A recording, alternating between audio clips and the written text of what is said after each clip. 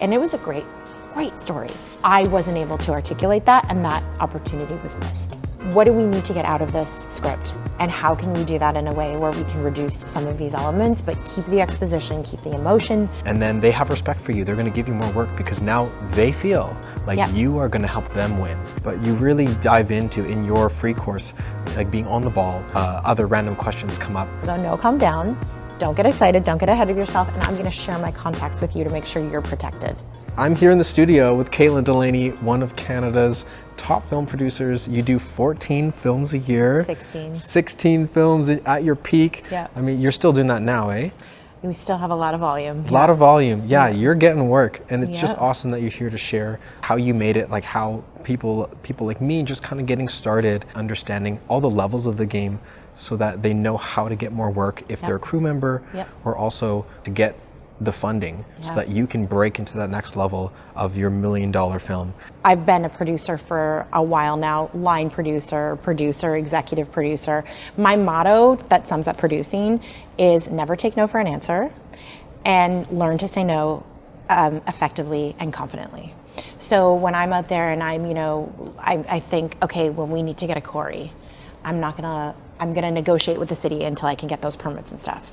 But then when the DP wants a telecrane for that quarry, I'm gonna say no if it's not in the budget, and then my confidence will be like, I can come up with other solutions for you to get what you want without a telecrane. So I'm saying no to my first responsibility, which is managing the budget and the safety of the crew, but I'm confident that we're gonna be able to work together to get the shot that you want. Because even though my job is very financial, I'm still here to service the creative, and I'm still here to work with the creative. And I want to say no, because when I work with creative people, I want them pushing the limits to get the absolute best creative shot that they can. They want the most expensive locations. They want to try to get that really big star. They want. And I want to come in on time and on budget so that I keep getting, hired and bringing shows to my city. So I want that no. I always want you to push hard, and I always want you to ask for no.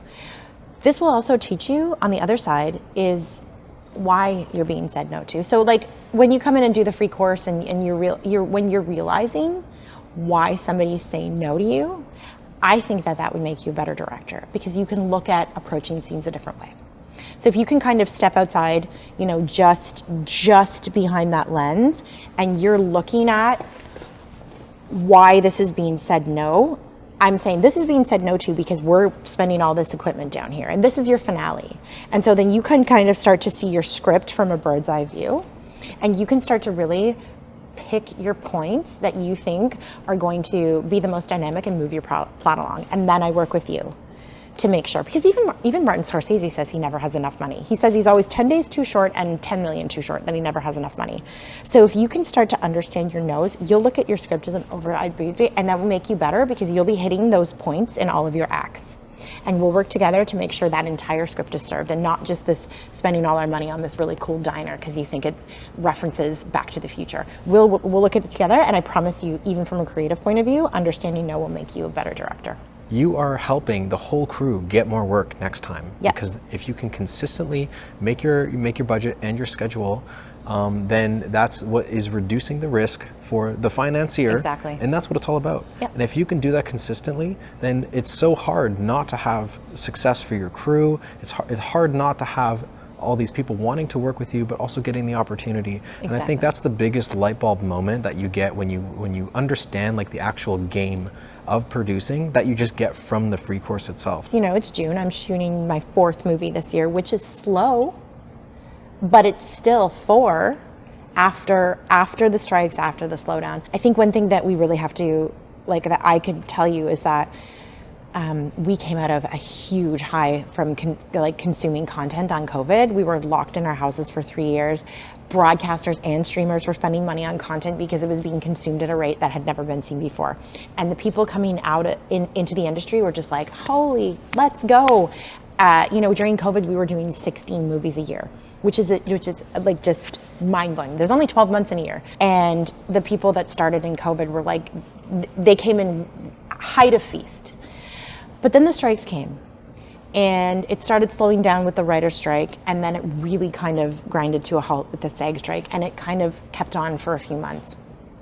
And people, for the first time in years, were in a famine. Now, I come from many years ago where there was only 3 movies a year. So I learned very quickly that, number one, I wanted to do this. Number two, there weren't a lot of contracts. So I learned how to budget my finances for feast and famine. Because my mom would scream, I'd be 25 years old, and my mom's like, you're 25, get a job in the government. Like, why are you waitressing in between contracts? You're too smart for this, Caitlin, whatever. But I made a decision that I was like, I'm gonna be a producer. It's not right now. I have to be a waitress right now to keep going until I get that next job where I was a PA and then an APC and then I'm a PC and then I moved to PM. But there were chunks in the middle that were very, very slow. I didn't let that deter me, and then I did 50 movies in 3 years on COVID. Slowed down a little bit, but now what have I done to, I go to markets.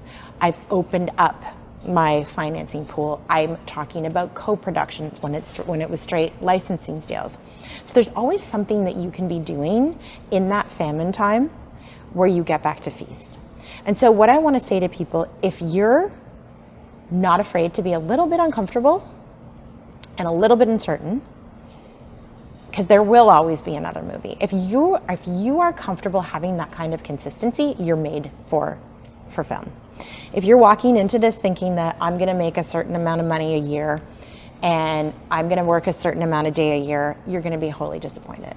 If you come into this thinking, I'm going to work in a new place every day, I'm going to work with some of the top talent in their business, because, some of the best directors in the world, some of the best actors in the world go to regional markets, and you have these opportunities to work with them. You don't have to be in Toronto, LA.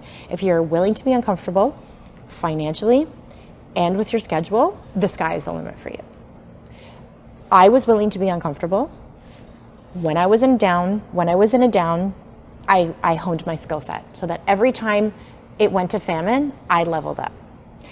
And now I am where I am because I was willing to be uncomfortable financially and with my schedule for a while. Don't worry about the strikes. Don't worry about the tariffs. Don't worry about the slowdown. It's slowed down before. It'll pick up again, and then it will slow down again. But if you can manage that discomfort, you will have a super fun life. It's a normal thing. The world has seasons, Fishermen have seasons. Roofers have seasons. There's no guarantee that, but creative people, they push the limits on creativity and sometimes their art makes people uncomfortable. Sometimes their art makes themselves uncomfortable. So if you're somebody who has a little bit of tolerance for risk, anybody can do it. Right on. Anybody can do it. I've made some art that makes me uncomfortable. There you go, exactly. Wow, the feast or famine. I love hearing this because I listen to a lot of entrepreneurship stuff, and when I think about creating movies, like, you are an entrepreneur of your startup. Yep. When you're any sort of film and you do it over and over and over again, and the reps it takes to hone your skill, it's just like a beautiful gift to have that challenge in feast or famine. Where is your mind at when you're in the famine? Because I imagine everyone right now is thinking tariffs, is thinking, the slowdowns of the film industry, the streaming is not going to slow down, but there's still a lot of work. I still have friends who get a lot of work. Mm-hmm. So tell me what you're thinking in like a famine season. When I was new, my desire for success was the thing that pulled me through anything. Having to say no to going with my friends on trips because I didn't have any money, or not, I'm in my 20s, I can't go out to party on the weekend because I have to work a bartending job because I haven't worked on a film in 3 months. Those things were frustrating, but it was my just innate understanding that I would be successful. And it was like, it's not today, but there will be another movie. And there always was another movie. And there was another movie until I was the one getting the movies. Do you have the desire to get on the phone? Do you have the desire to call up a producer like me and be like, hey, are you looking for a head of department, are you looking for this? Are you looking for that? And like, do you have the fortitude to just either put your head down and get through it knowing that it's coming, or go find something? Those are your two options right now. It's very easy to blame, the slowdown, or COVID's over, or, nobody's green lighting or whatever, but then you don't explain the fact that I'm working and you're working and your friends are working. So it's like, how do you explain that? You make a decision that you're going to be in this industry, that you are in a famine position, that feast is going to come, and the next time feast comes and you're on that set, you're going to be better. So that the show after that, you're rising up and you're introducing yourself to people and you're networking and you're getting bigger and better things. I can recognize it very quickly in people who want to know something about every department. So if you come into your department and you stick to your department and you hang out with your friends in your department, that's pretty indicative of how far you're going to go. When I see people come onto set and do their job very well and want to talk to you about your job and want to talk about your job and ask me questions, the people that will come up and ask the producer questions are the people that I love the most, because that's a very intimidating thing to do, but it shows me that you're serious and that you're interested. And it's about making yourself uncomfortable, right? Are you willing to make yourself uncomfortable? Because I could rebuff you as a producer. You don't know that. Are you willing to go out of your bubble? And if you start to learn everything about every department and what the people are that they do, it's going to make you stronger at your job, because every department relates to every other department. And you'll get to know people better and you become the first call. So that might be just your job. Maybe you were the third in your department, but now the head of the department is going to call you and you're the second. Now you've gotten a raise, and now you become their second and you become their consistent call. So if there's 10 movies in your city a year and you're always working with this guy, you're guaranteed 5. And then maybe that gaffer gets called up to a bigger show, and guess what? You've done 5 of them for Josh this year. You're going to be the gaffer. So those are the kind of ways that you show up and do a good job. And that's how you can, and especially on a smaller budget, the speed in which you can move if you have talent is shockingly fast. I go to film festivals and I go to film conferences. I go as a producer that goes to mentor, and I also go as a delegate that goes to be mentored. So sometimes I go and I'm on panels, and sometimes I go and listen to panels. But I always go to the networking events. Every film festival or marketing will have one. I'm talking to Fred, and he's got this show, and he knows about the tax credits in Winnipeg, but Winnipeg is really busy right now and he can't get the crew that he wants. He'd have to bring in too many crew. He doesn't know what to do because all he knows about Canada is Winnipeg. And then my buddy, let's say Evan, is like, oh, well, is there anything specific about the script? No, just an urban downtown. It's about, a homeless guy, whatever. Okay, could it shoot anywhere? Yeah, I like Winnipeg for the tax rates. You should meet Caitlin. Hey, Caitlin, come and meet Josh. And then you get talking, and then all of a sudden now Ottawa's being considered. And, you take that conversation offline, and a couple weeks later, you do a budget and a schedule, and then all of a sudden, you're shooting a movie in Ottawa. Because you met somebody named Josh at a film festival, and now every time you kind of get together, he's gotten to know you, you've gotten to know him, so that now he brings you up in conversation, and all of a sudden I've got a $5 million movie that I'm shooting, starting a super cool actor, and that's how it can happen. When you go to these markets, I think a new person's I have my script. I've seen people walking around oh, Miss Delaney, here's my script or whatever. That's not what you do there. It's all networking. What you're doing at these places is you're forming a relationship enough to exchange contact information, and it's all about the follow-up. So while you do have some interesting conversations about work, when you've been in panels all day or whatever and you're having that drink, it's more vibe. It's more vibing. You're vibing. You're not hard pitching. You might be able to soft pitch, but you're not going, I have a show about a man named Tom. You're not doing that. Even though you're an independent contractor and you want you are recommending people, because I might have 3 shows in a row and I'm busy, so I might recommend you, and you might say, hey, my town, like, I really like, my aesthetic in my town, like, it just doesn't make sense for this script. It would be silly for them to come here, and you're sending them to me. So even though we're all going after projects, we're still getting to know each other. But if you're in Niagara Falls and I'm in Ottawa, let's say, how would we get to know each other if we didn't show up to the same things, or on the same online, maybe academies, you know? So it's kind of creating this place for networking, because people coming into the free course, they might not be there yet, where it might not make sense for them to go to a film festival or to a market. But we can get you in breakout rooms with other people who you might, you know, have suggestions for you, or know about local things in your area that you don't know about, or help you research how to find networking events in your area that would be appropriate transitions into the film industry.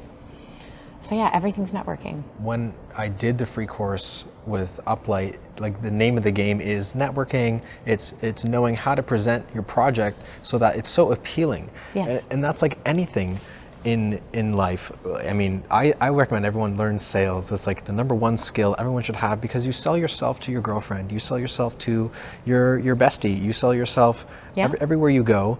And oftentimes, and I've hired people before in marketing, and it's really who you want to work with. Like, you could have all the skills of the trade and be the best, but if you have a horrible attitude when you do it, someone who's, you know, just ready to learn but has an awesome attitude and is a great vibe, you know, that's so important. You know, the reality of the situation is that when you work on set for however amount of time the length of your shoot is, your outside you goes by, right? And you really focus on this film family. So you gotta have people that are cool to hang out with 80, 90, 100 hours a week. You've just got to. And if you're that one person complaining, like, well, I thought the chicken was too dry, or subs were late, and it's too hot, and my truck's too far away, or whatever, that gets noticed very fast. Everybody will teach you on these courses. You'll come in with this really great understanding. You'll know what everybody does. You'll know why the decisions are being made. If you have that tenacity to stick through, you'll ask the producer why certain decisions are being made. And then, you know, the next one, you level up and you level up and you level up.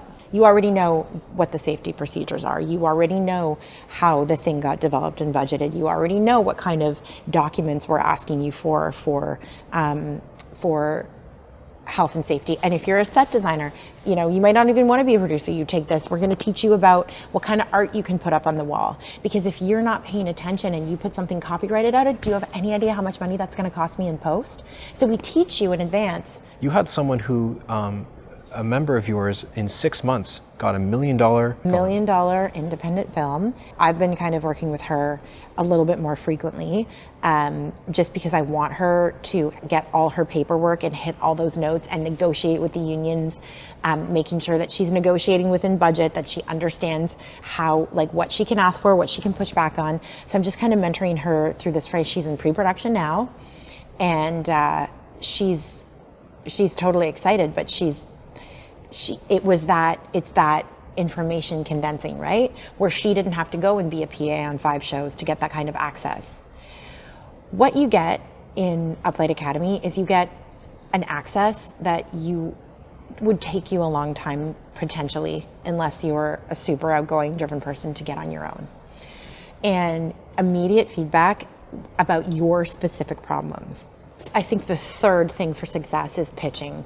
Pitching yourself and pitching your show. We added this because I was fortunate enough to get into some pretty big rooms, and I failed miserably. I failed miserably because I didn't understand what was required of me as a creative. So I went in with all of my financials. I said, I can shoot it for this amount, I could shoot it for this schedule, I could do whatever. And that was all prepared and it was all great. And they said, cool, do you have a great story? And then they tried to talk to me about, like, what's your story? What does your character want? What's the world that they live in? And they needed all these details. And I didn't have that part. I had the budget and I had the schedule, but I wasn't able to articulate to these gatekeepers why my story was great. And it was a great story. I wasn't able to articulate that, and that opportunity was missed. So we will teach you how to also make sure that you are speaking eloquently and making sure that your story is being communicated well, and we're making sure all the information is getting communicated that you would need in a pitch, because you might not know what you need in that pitch. And then there's opportunities for you to practice that pitch, and we will make sure you get that tight 5. We'll make sure you get that tight 2, because if you are at a film festival, you might have a chance for an elevator pitch. That's not a joke, that happens.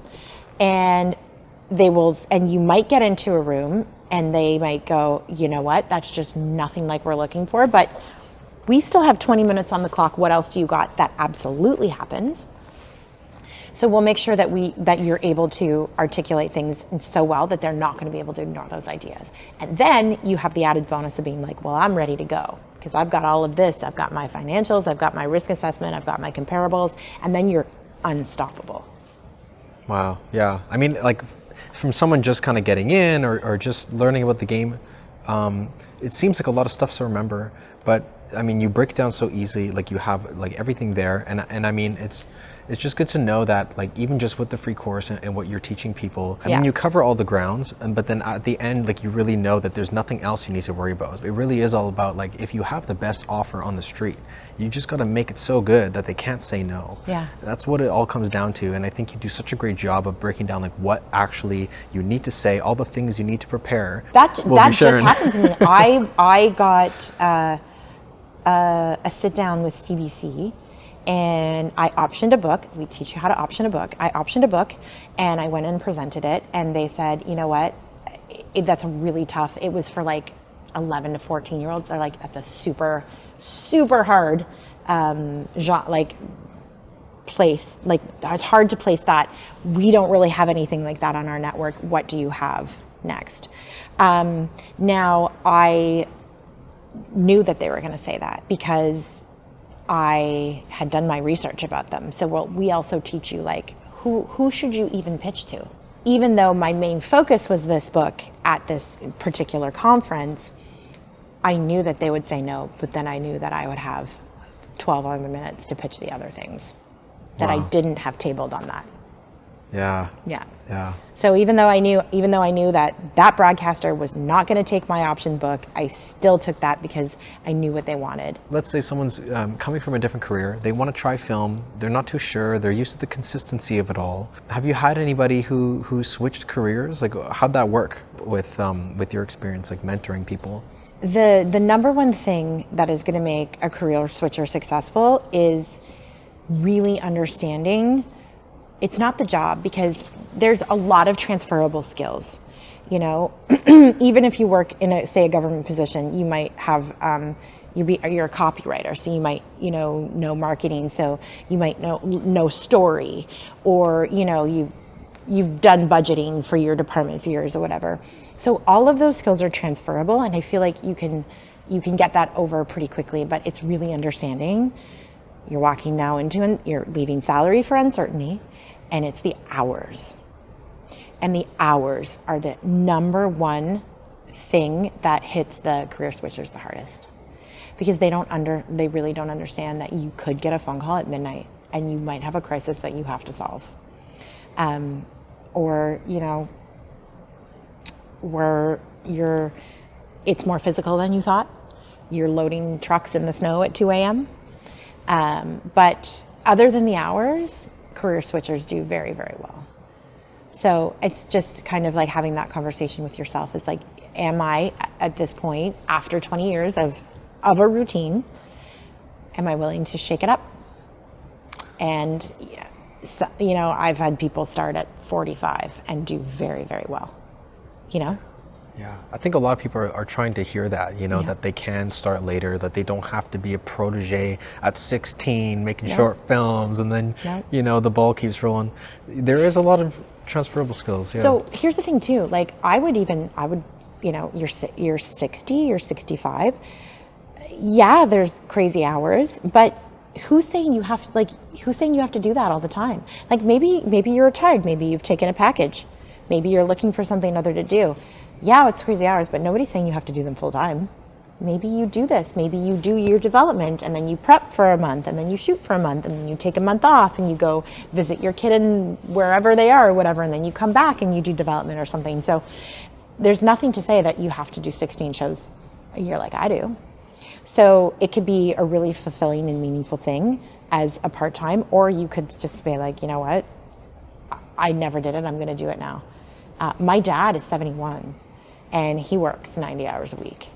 And he'll do a show that's a month and then he'll maybe do another one, or he'll take it off, and he's like, you know what, I love it. I love it, the hours don't bother me. I like getting out of my house, I like meeting people, I like craft, I like the coffee, and I like seeing, he loves, you know, we're shooting on a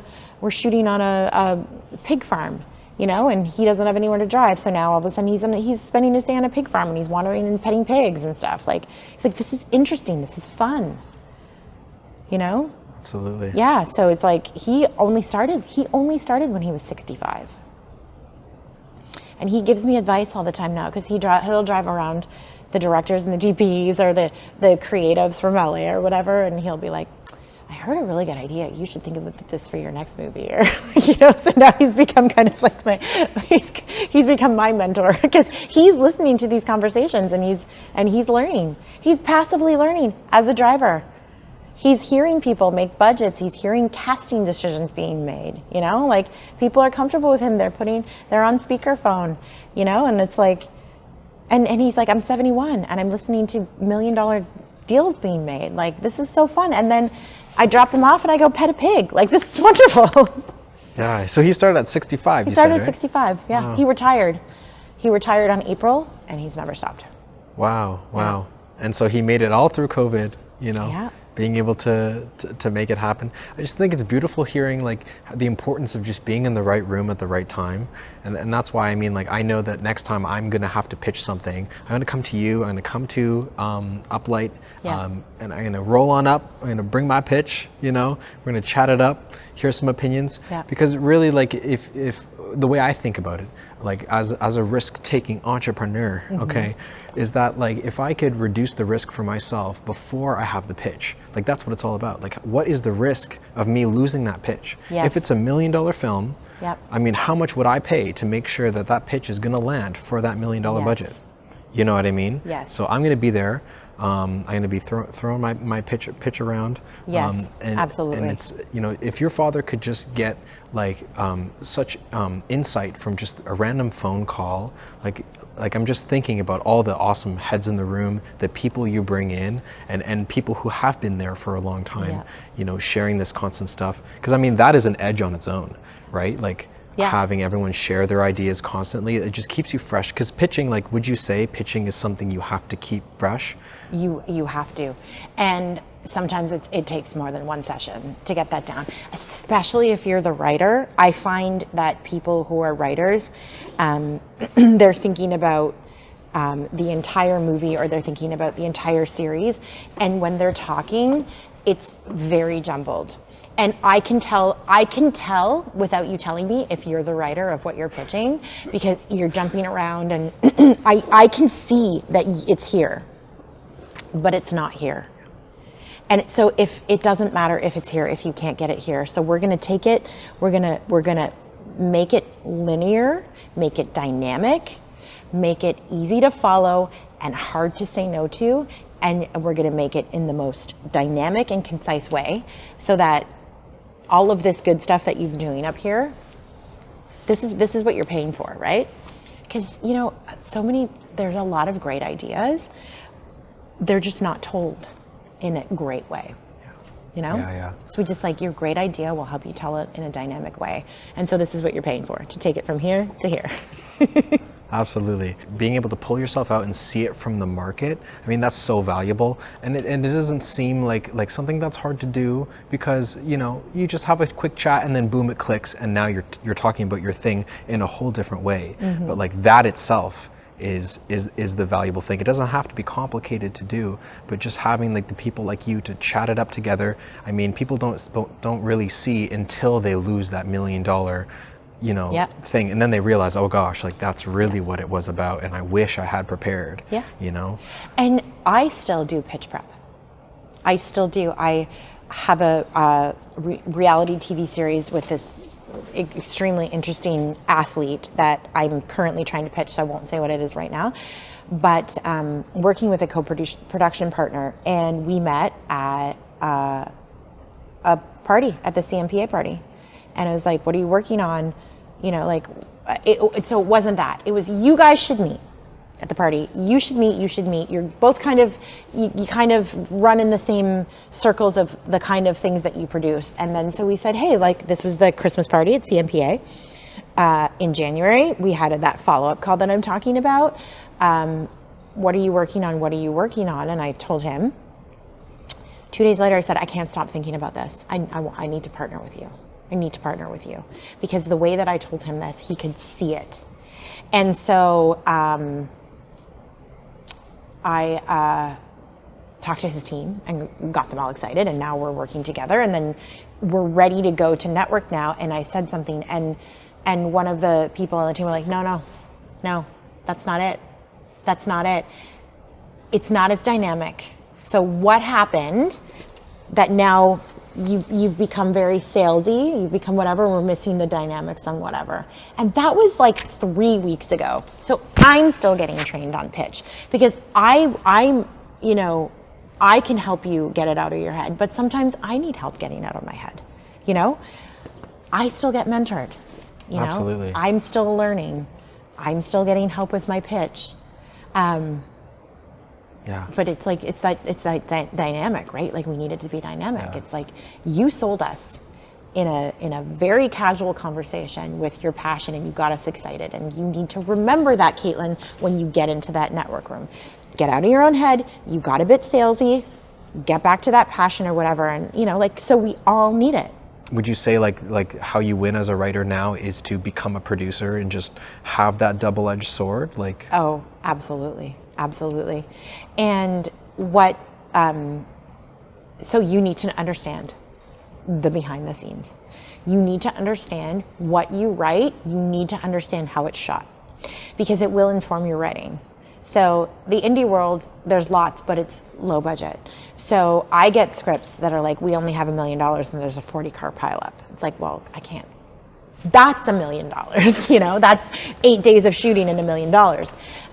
But so it's like, you know, understanding how things are shot and then understanding who your audience is and then thinking, okay, well, this is what my audience is expecting. This is the budget that I have. So what can I do as a writer to get across this meaning, this emotion, this story point and make it so that I have enough money? Like we were talking about picking certain points, right?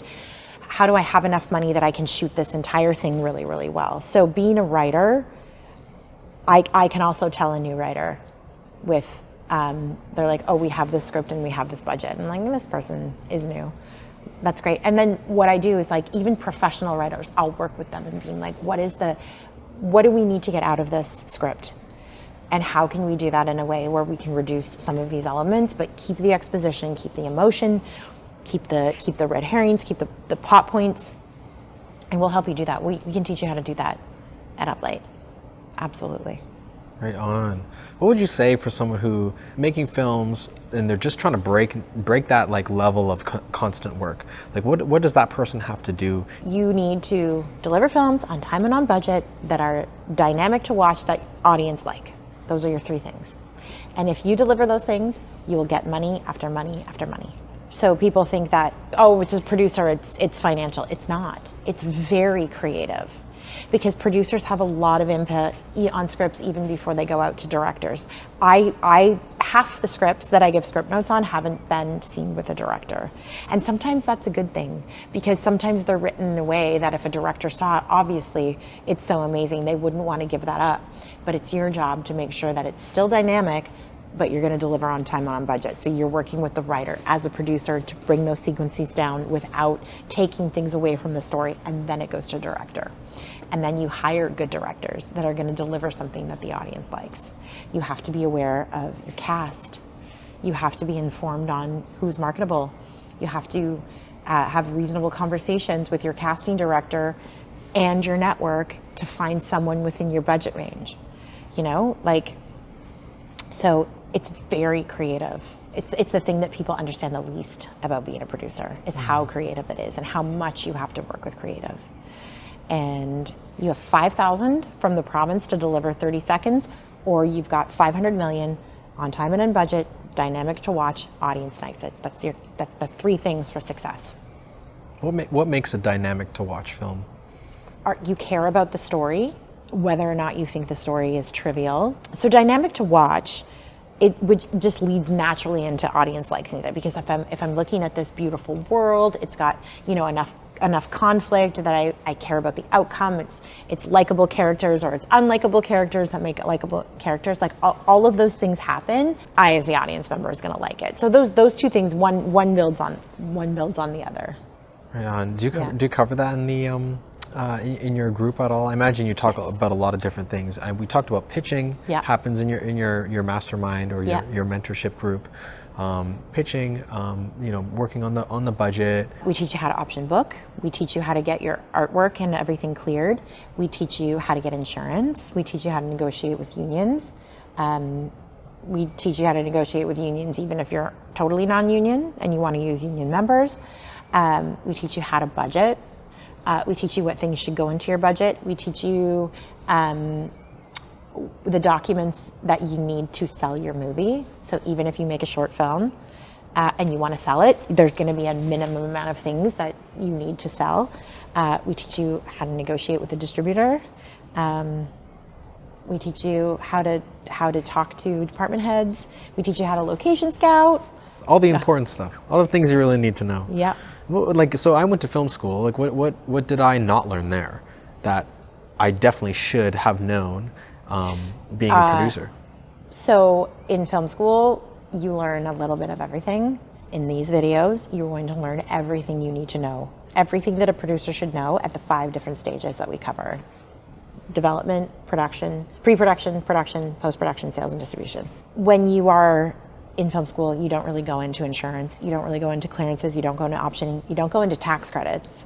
I came out of television broadcasting program not knowing what a tax credit was, and there's not a single place in the world that shoots without a tax credit.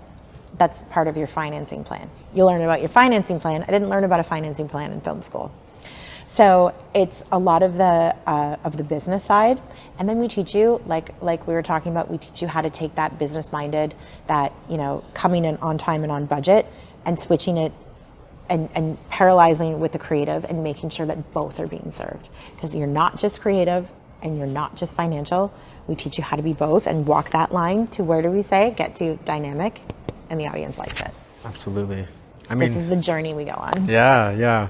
So I've done your course and I have done film school, and I got to say that film school does teach you how to be like a PA, you know, and like to learn the theory and stuff, and that has its uses. But if you want to make films and you want to be very successful, like the stuff that I get from your course are like the actual actionable things that you need to know, like the real stuff. Because I mean, none of my profs have ever made films, and so I'm sort of thinking for the person who might be, you know, curious about the film world, or let's say they're a cinematographer and they want to become a producer and they think they need to go back to school, or if you're working in the government and you feel like you want to make that switch but you feel like you got to go back to school. Honestly, if you just watch just a bunch of movies, but you would know exactly the stuff that you share in your course, then you're watching it differently. Like the producer lens goes on and you see every frame, like what that costs, and you know, like that's what it really comes down to. And let's talk a little bit about, like, if you're a cinematographer, like why would you might want to do your course? I do have a gaffer taking this course, actually. Nice. He's actually in the mentorship program now. He said, I've been in this business for 15 years. Sometimes I never knew why we were doing what we did. He said, things just clicked. Like, I didn't understand the actual business that has been my business for the last 15 years. And then he said, and I'm taking this course because I held myself back thinking that I could only be a gaffer, that I didn't have any opportunity. And now taking this course has made me realize that I can produce and direct my own stuff and get it seen. I think that's one reason. It's to take out any limitations or limiting beliefs that you had that was holding you in your current position that you're already in. For somebody like the DP, I think they would benefit from us, from him looking at a script the way we look at a script, by instead of making it every single frame matter. Now that's true and that's passionate, but like I said, you're never gonna ever gonna get a show where you can make every single frame the frame that you want. That is just not how this business works, and every single high-powered DP or director will tell you that.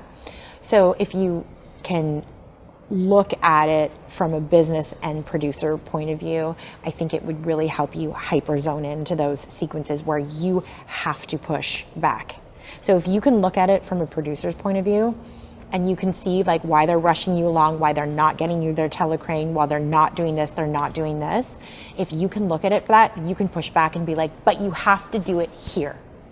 You have to do it here, Caitlin, because, you know, this is the exposition, this is the turning point, this is what's gonna sell, this is what's gonna go in the trailer, this is the 30 seconds that you're gonna show to that equity financier because you need another $20,000 to finish your edit. Like, this is it. So if you can flip that back on me and you can understand the business, then you push for your passion.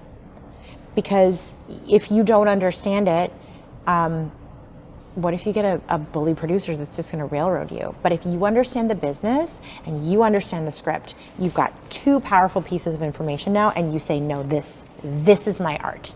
This is what's important. This will benefit the script. This will benefit the movie. This will benefit you. And this is what we're shooting.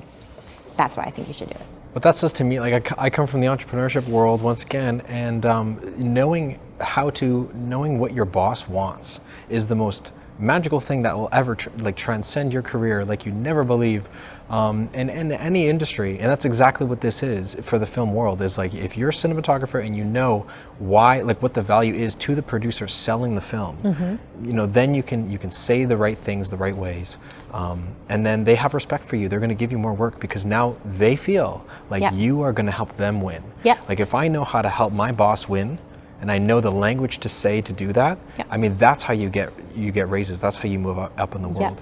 And so and if you treat every frame as Citizen Kane on $1 million movie, and we're not making our days, it might look great at the end of the day, but remember, the first one, right, is on time and on budget.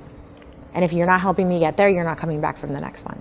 Because it doesn't matter if it's dynamic and the audience likes it if we're not on time and on budget. We'll teach you how to think like a writer. We'll teach you how to think like an accountant. We'll teach you how to merge the two together and run a set that financiers want to give you money and people want to come to work and show up for you. You're kind of like in this middle as this, you know, producer, and you just get this whole world around you. And then, you know, it goes out and millions of people see it. And that's really, really cool. Yeah.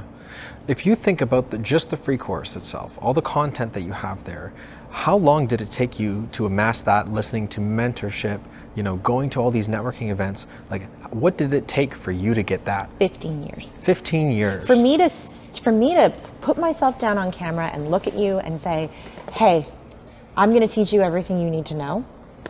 15 years. I mean, everybody has an idea of what a pitch is. I mean, you know that you got to say certain things in an order for the elevator pitch, but you really dive into, in your free course, you dive into the like the importance of being ready, like being on the ball when some other random questions come up. Based on real world failures. Yeah, literally. Yeah. I can definitely teach you. I'll teach you what to say. I can teach you what not to say because I said them. If I can teach the next generation of really experienced and wonderful producers that people want to work with, well, what does that do for Canada?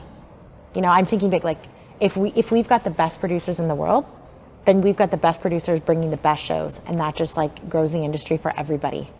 You know, and it like I said, it opens up opportunity. Maybe I'll teach somebody here who get so busy that that they can't shoot in Vancouver, and they might send me a show. Like maybe it's not limiting. Maybe it's just expansion and abundance for everybody. And I like to teach. I mean, you and I have been talking for an hour and a half. I like to teach. I like to talk. I like to, I don't know, maybe I'm getting to that age where I'm just like sit around the rocking chair, kids. I'm going to impart my wisdom to you. No. You know? Yeah, well, I'm absolutely grateful that you're doing this. I mean, I know so many people who are just begging to have, like, just hear the stuff you're sharing in the free course. I guess, like, just some people might think, like, because it's free, it's not valuable, but I mean, you spend so much work doing this, and really the stuff is so actionable. And like the deliverables you have, there's even like you have like templates and stuff that are like way better than that garbage you find on those blogs, you know? Oh yeah, you get an awesome. entire producer's toolkit. So any documents that we walk through, like option agreements or anything, you get a template for that. Yeah.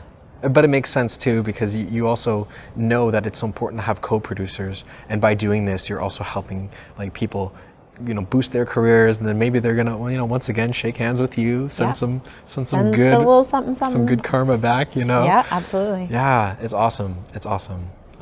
Okay, so like why should someone just do it now? I mean, if we're talking about right now, we're getting into an upswing, and I think we're going to be busy again for the next few years. So instead of spending that time that we're in an upswing learning all the things that you could learn in this course, spend the 10 hours, condense your learning time, get on set, and start to move. The risk is not building like that momentum over time. Yeah. And I find like there's so much information out there. It really isn't about like the amount of information. Like you could make a 100-hour course. It's not about that. It's really about the actual stuff that's going to get you to the next level quickly. It's the networking, it's the mentorship, and it's awesome that you don't have to feel like you're getting locked into some kind of like never-ending subscription. Like I can come and go when I need your help, and I think that's it just fits like the nature of like the ebb and flow of this industry itself. So it's not like, oh, you have to show up every Wednesday or whatever. It's very fluid. Absolutely. If someone who's thinking about buying a bunch of gear, who's going to go to film school versus going to your course, what would you say, like what should they do really? Because everyone's saying just buy your gear, buy your camera, start shooting. The gear is changing so quickly, and it's things are getting updated, things are getting added, things get broken, that I rent the gear because it makes more sense financially to rent the gear for a certain amount of time than own the gear and maintain the gear. And then, you know, on each project that you do, you're limited. Like maybe I don't want that camera, maybe I don't want those lenses, you know, maybe we're going to shoot on something else because that's what that kind of story dictates. So I would be very careful in investing in a lot of gear unless you had a secondary source of income for that gear. So if you can do sub rentals for when you're not using it, I would have that conversation with you. If you just want to buy that gear to shoot your own stuff, I would say please don't waste your money. Yeah. Please don't waste your money. I'll teach you how to negotiate with a gear company, and then they'll get you everything they want that's up to date, that's, you know, been quality control checked. If something breaks, they have to give you another part for it. But if you have your own gear, you haven't maintained it, something breaks, you're out of luck. And what do you do? Everybody's standing around because you don't have a light. Yeah. So please, let's have that conversation before you invest that money. Absolutely. Because I guess some people, they might think like, oh, I gotta at least get my reps in. I gotta do all this stuff. But I feel like if you learn the stuff that you're sharing, and you know how to get like that big money, you know, then you're not playing the same game as everybody else who's like these, you know, young filmmaker students who are going to try to do a YouTube channel. You know, there's so many different ways you can break into the industry. And really, like, at the end of the day, when you spend the work to find a mentor, that's the stuff that you learn, is that you gotta like get these backdoor up the ladder type moves, you know, and then you're not playing the same game as everybody else. You might think it's a good decision. Like Adriana, we've been talking about, texted me and said, hey, I really need insurance right away. I think I'm just gonna go on this website and I'll just apply for this online. And I wrote back, absolutely not. Here's Damien, my insurance guy. He'll answer you within whatever. And then like, you know, she got really excited and thought, well, I'm just going to go online and get this insurance. And you're like, you don't know what it is. There's nobody to talk to. Like if you have a mentor, they'll go, no, calm down. Don't get excited. Don't get ahead of yourself. And I'm going to share my contacts with you to make sure you're protected. I'm going to have that conversation about buying gear with you to make sure you're protected financially. Like that's what mentors do, is they don't want to dampen your excitement, but they do need to, they will kind of have you take a step back and then, you know, walk you through why you're going to make that decision. And most of the time you're not going to make that decision when you're excited. And then you have the added benefit of, now I've shared my contact with you and you don't have to go and interview 14 insurance agents or something. You know, like you've kind of now piggybacked on my relationship with this company. You're being considered differently. They're happy with me because I'm bringing them business, and now we're all just a big happy family. If you Google like how to get started in the film industry and stuff, like there are answers there. But what everybody says is like, but how? Like, yes, I know I have to do this. How do I do it? And this is where we kind of just like really like double down into the how. Yeah. How do I find financing? How do I get insurance? How do I network? How do I know which film festivals I should show up to? And the thing is that like with the free courses is that you get that generalized overview, but like within the mentorship, that is specific. Like it is specifically you, your pain points, what's going on with you in your career, and how do you overcome it. And I don't think that there's anything out there in this field that is going to get that specific on helping you with your needs and not following a syllabus, right? You know, like there's opportunities, you know, multiple times a month to have access to a direct mentor to talk about what you need.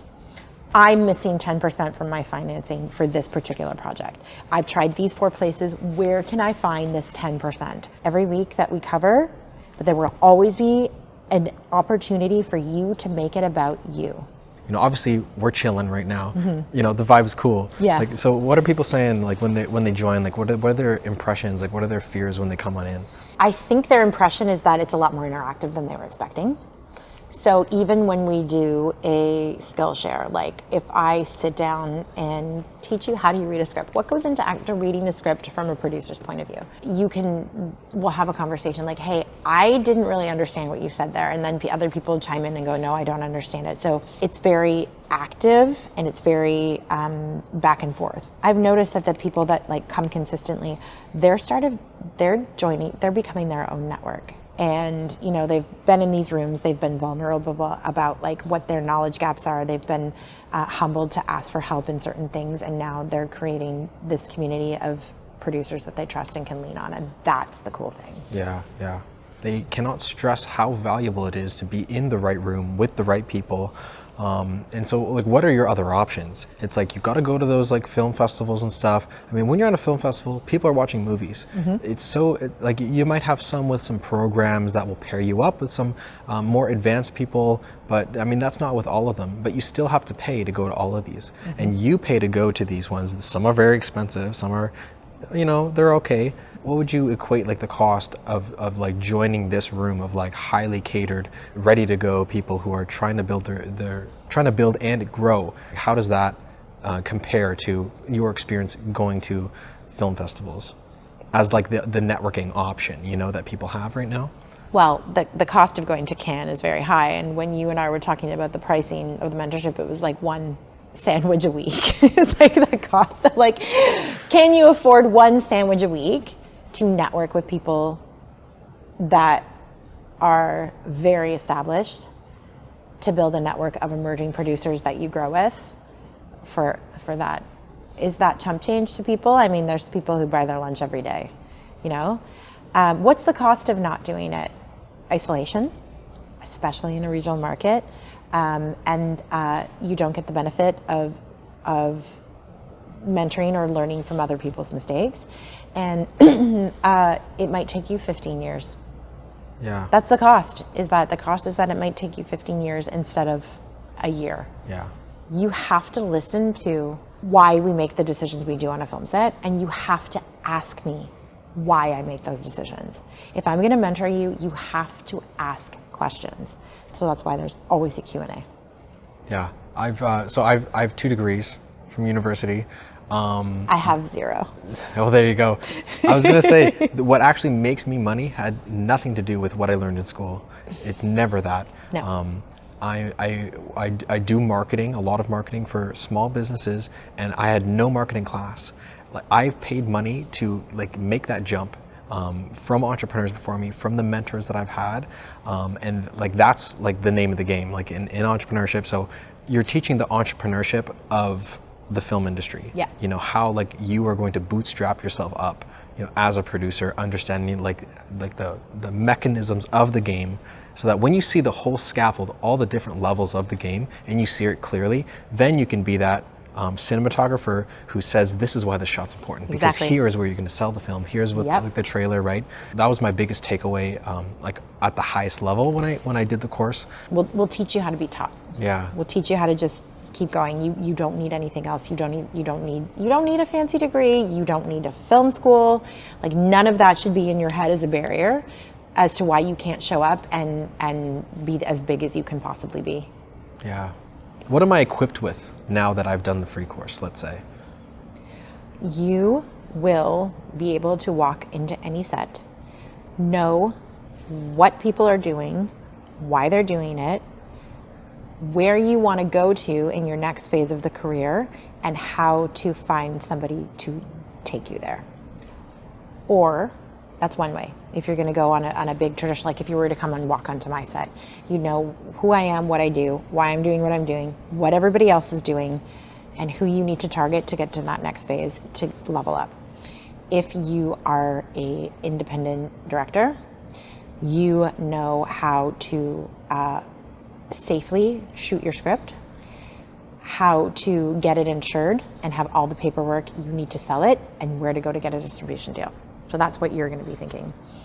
If you're a writer, if you're a career writer who's always in the writer's room, and you don't have time to stand on set to understand, to become a producer, to shadow become a producer, well, now you know enough that you can start to ask to be considered for a showrunner position. So now you're not just in the writer room, you're producing and running your own show. We want to have like a really rich, deep pool of creative people that we can put in front of networks, and it just means more work. Like, we went from 1 movie to 2 movies to 3 movies. Well, I mean, 3 movies, we're staffing 400 people a day. So like, there's opportunity for you, like I said, to grow really fast and to have really interesting and meaningful work over an extended period of time if you know how to show up and do this amazing job. We want you to succeed. And I'm not just talking about the course, I'm talking about as a producer on the ground. We want to see you want to move up. We want to see you lead your departments. We want to see you have great ideas. I had John, a grip, he built a rig. It was so simple. We were having this fight and they were fighting on the floor and there was a knife or whatever, and he built this rig. And like, you know, it was just 2 stands with a pipe and some rope, and it was him and one grip and hanging the camera and moving it back and forth. And it was just like so simple and so dynamic. And I'm like, that's the kind of ingenuity that like stands out. Now, I will always remember John. I stopped and I took a camera and I took a video and I was like, John, did you build this rig? Like, what are you doing? And like, now John will always be in my mind with this amazing rig. And I'm like, I said to him, like, we're going to use that again. Like, that's incredible, you know? And then I go to my gaffer. I go to my key grip and I'm like, I just can't believe John just built this. Like, and now everybody's successful because now we have a new rig.